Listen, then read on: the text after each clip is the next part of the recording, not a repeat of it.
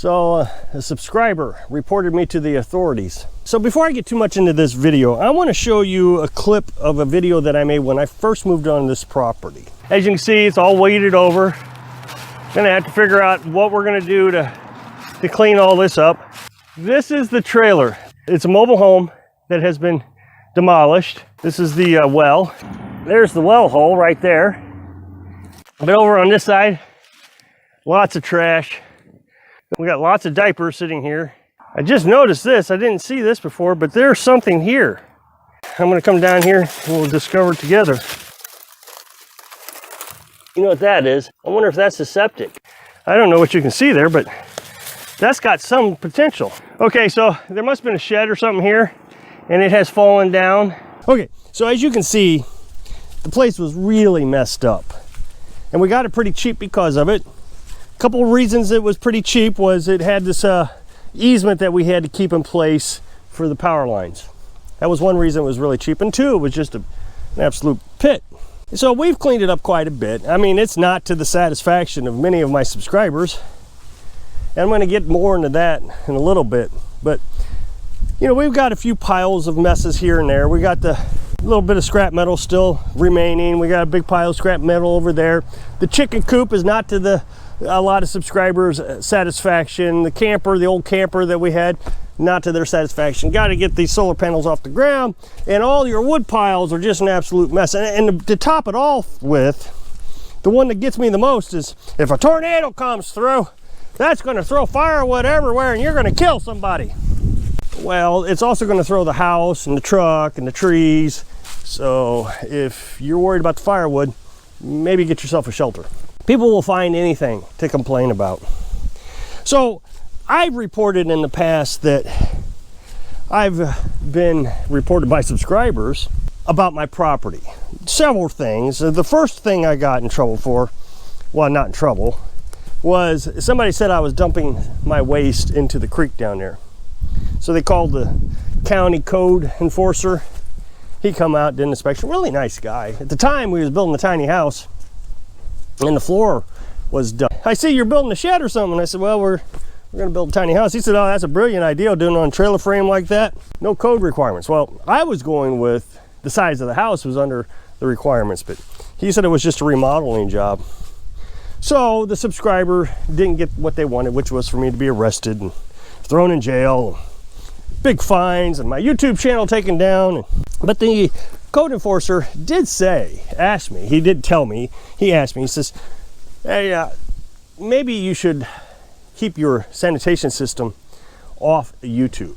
He says, because they're just going to keep reporting you. And the sheriff's been called on me a few times for permit violations, but everything, I was on the up and up every time. So I actually made a toilet since we've built the tiny house, and it's pretty cool how we did it, but I can't show it, or I shouldn't show it, because the code enforcer asked me not to, and he was such a nice person.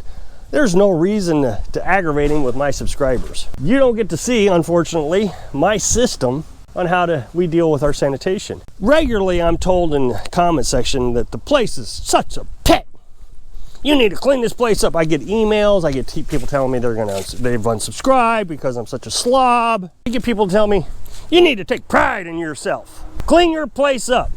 Well, first, I feel like it's fairly clean. Yes, I get the tarps. You don't like the tarps. I don't know why I have to make excuses about my tarps. Obviously, they serve a purpose. They're ripped up and I'm going to replace them. But that's beside the point. I got firewood here. I'm keeping them covered. I have a lot of pride. First of all, I feel like the place is pretty clean, but that's beside the point. Let's assume I thought it was an absolute pit. I still feel a lot of pride. I mean, look at this firewood. That's pride. I am really proudful of that firewood. I'm proudful of my tiny house. I'm proud of the way I was able to engineer a toilet. I'm proud of my well that I was able to fix up. I'm proud of my chicken run that I was able to do just out of materials that we found here and there. I built that camper and we drove all over the country with that camper. I'm very proud of it. But because you are jealous, not you specifically, but the subscribers that turn me in, you have to find a way to rip me apart and everybody else around you. I received a comment the other day and says, our area doesn't allow tiny houses. And then he goes on, and I don't have this memorized word for word, but he goes on to say that his area is becoming a trash pit. People are pulling in their old rundown campers. He called them blighted campers. And they're dumping sanitation all over the ground and health hazards. I will agree that my rights end at the tip of your nose. And so if some guy is dumping sanitation and it's going onto your property or it's causing a smell, that is a health risk. But the thing is every county in this country has laws restricting sanitation. If you have a neighbor that is dumping his humid waste, just call the health department. If you have a guy who is collecting trash, I mean literally trash, you can call the health department because they don't want rats all over the place. So I don't believe that these RVers are dumping waste on the ground. What's interesting is we allow this to happen in Hollywood and in New York. People are allowed to dump their waste on the sidewalks, and that's totally fine. But if a guy who's trying to get by in life dumps his waste on the ground, oh my gosh, it's a terrible crime. But I'll get more into that later. So I replied back and said, well, I don't know if that's a problem, because he said this is a problem, these blighted campers. I said, I don't know if that's a problem. I think it's creative. Now, the thing is if you drive around here, there are dozens of people, well, maybe not dozens, but from what I can tell, a lot of people that live in campers. And some of them are quite run down. The other day, I took you down to a conservation area in a video, and I'll put that video up in the up next box so you can see it. On our drive down there was a lot of rundown homes. The thing that was so amazing to me is how beautiful it was down there. You drive around here in this area, and we live in a resort area, kind of a vacation area. And so you'll see $1 million homes sitting right next to campers. So one piece of property's got a camper, next property is $1 million home. And everybody gets along, everybody understands. So he replies back, no, this is a real problem. These campers are run down. And now he's starting to get away from the sewage thing, so that even makes me believe more that the sewage thing is fabricated. They bring up the sewage thing so you'll feel sorry for them, but when you don't feel sorry for them, they immediately start to drop the sewage thing. Brings down value of property. I reply back, no, I think this is a creative solution for folks who have a difficult time with money. You know, we live in a society where it's not easy to buy homes anymore. And he says, you're just not getting my point. These places are a health hazard. Well, now it's starting to come out. He wants to control people. He wants to control their safety, their health, their lives. We live in a free country. I still believe we live in a free country. It's people like this is the reason we're not free. Of course, he's going to say, what about my property value? I have rights. Yeah, you have rights. I knew a guy, bought 8 acres, and he made it into a junkyard, had scrap metal. That's what it was. It's just scrap metal. And he was telling me that his neighbor was complaining about how his scrap metal was dropping the value of his property. Well, the thing is both of these guys bought the property when property value was really low. But the area, Franklin County, it was here in Missouri, the area was really starting to grow. So property value overall in this area was going up tens of thousands of dollars every few years. So this guy's complaining, you're dropping my value, but it's not possible. The value is going up because of the area itself. And if some guy who's poor finds a nice piece of property in a poor area like this place is so run down there in that town. Houses are falling down. It's a real mess down there.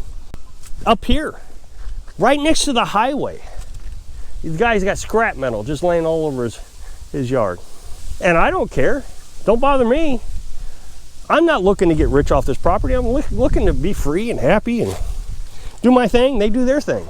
So this guy buys a piece of property. Let's say he buys a house and a piece of property, 10,000 bucks in a poor area. And now he knew when he moved in there that people were living in their campers, just like we did. We knew people around here were living in their campers.